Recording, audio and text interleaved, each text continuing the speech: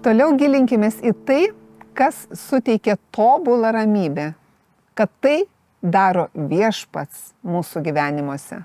Ir kaip Izaijo 26 skyriuje Viešpats sako, kad aš Viešpats suteikiu tobulą ramybę tam, kurio mintis ir protas pasilieka Viešpatyje. Kam? Tam, kiekvienam, kieno mintis ir protas pasilieka Viešpatyje. Viešpats suteikia tobulą ramybę, vadinasi, suteikia sveikatą, santykių sveikatą, mūsų kūno sveikatą, finansinę sveikatą. Suteikia kam? Mums, kai mes pasitikim, kai mūsų mintis ir protas pasilieka Viešpatyje.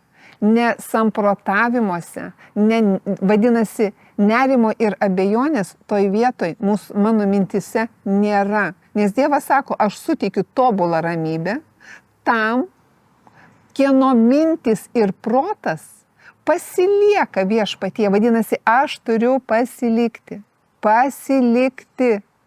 Tai kai kažkuriam vienam iš įrašų mes ir kalbėjom, kad tą priešo mintį, kaip siuntinius, visi siunčiam labai daug siuntinių dabar. Ir ką padarom, tos siuntinius užpakuojam į dėžes arba į vokus su tokia lipnia juosta. Va taip, absoliučiai atsisakau priešo minčių, nerimo, pralaimėjimo, abejonių. Aš atsisakau mąstyti ir sukti tuos scenarius, kaip nepavyks, kaip bus blogai, arba kaip tas ir tas atsitiks. Atsisakau tą daryti. Kas atsisako? Pats žmogus, aš. Vat įsivaizduokit, kiek yra pasaulyje žmonių? 7 milijardai. Visi turi savo galvas. Ir niekas į tas mūsų galvas papulti be mūsų pačių negalim. Įsivaizduojat, kokia kūrinyje mes žmonės. Ir esam sutverti į Viešpaties atvaizdą ir pavydalą. Ir būtent Dievas taip vertina ir brangina mus, kad jis sako, kad jūs šiandien, aš paskaitysiu, pakartotino įstatymo 30 skyrius, kad sako, šiandien leidžiu tau, Gitana, leidžiu pasirinkti gyvenimą ir gėrį, ar blogį ir mirtį. Bet, sako, sakau tau, pasirink gyvenimą. Dievas leidžia pasirinkti. Tai rodo, kad jis mus vertina ir brangina, leidžia rinktis. Nekontroliuoja, bet jis pataria, kaip mylintis, geraširdis, geradaris. Sako, aš tau leidžiu, rinkis, bet rinkis gyvenimą. Tai reiškia, rinkis mąstyti, kokias mintis savo smegenyse šiandien tu suksi. Nes būtent šiandien nebereikalo šitas žodis pavartotas, o būtent tam, kad atkreipti kiekvieno skaitančio, ieškančio ir gyvenančio su Viešpačiu. Dėmesį atkreipia, kad šiandien, kokiu amžiu ir laikotarpiu beskaitysi, kiekvienam yra šiandien. Rytoj skaitysiu, irgi bus šiandien. Šiandien renkuosi tai, ką aš mąstau. Kad Dievas suteiktų man tobulą ramybę, man reikia, kad mano mintis ir protas pasiliktų Viešpatyje. Mąstyti tik tai, kas gera, kas ugdo mane patį ir klausytoją.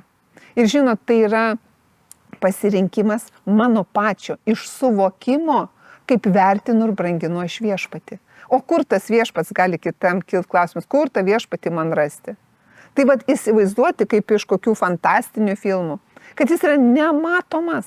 Nors iš kitos pusės jis yra matomas, jis viską sukūręs, visa kūrinyje liudija, kad Viešpats yra. Tada pradėkite mąstyti, kur Viešpats. Jis sukūrė vandenynus, vandenynų visą gyvūniją, jis sukūrė dangų, žemę, saulę. Vat aš matau jį, jis tiesiog yra asmuo, kurį aš vertinu ir branginu. Ir jis man patarė, ką man daryti, ką man mąstyti, ir kokius žodžius man kalbėti. Nes būtent žodžiai pripildyti tikėjimo keičia ir įtakoja mūsų kiekvieno gyvenimą. Tai vadinasi, aš suprantu, kad ir pavyzdžiui, man atrodo, 18 patarlė sako, kad pats žmogus prisipildys kuo, savo lūpų žodžiais. Žmogus, taip ir čia ir sako, žmogus prisipildys savo burnos vaisiais. Savo burnos vaisiais. Pats žmogus prisipildys savo burnos vaisiais. Pasisotins savo lūpų derliumi. Mirtis arba gyvenimas yra liežuvio galioje. Kas jį mėgsta, valgys jo vaisius. Tiesiog priimkit sprendimą. Kiekvieną dieną pradėti galvoti, ką šiandien kalbu. Ir save, kaip čia pasakyti, kontroliuoti. Ką aš šneku. Sau gėrį ar blogį. Ar aš noriu to, ką aš sau kalbu. Jeigu nenoriu, nekalbu aš to, bet kad man nekalbėti, man reikia ir to nemastyti. Vadinasi, kaip Izaijo 26, 3 eilutė ir sako, viešpats suteikia tobulą ramybę tam, kieno mintis ir protas pasilieka. Mintis pasilieka, o mintis ilgai pasilieka, jau jos krinta į mano protą.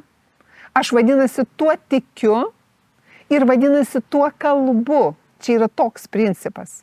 Mintis ir protas, kai pasilieka, tai aš jau ir kalbėsiu būtent tai, kuo aš tikėsiu.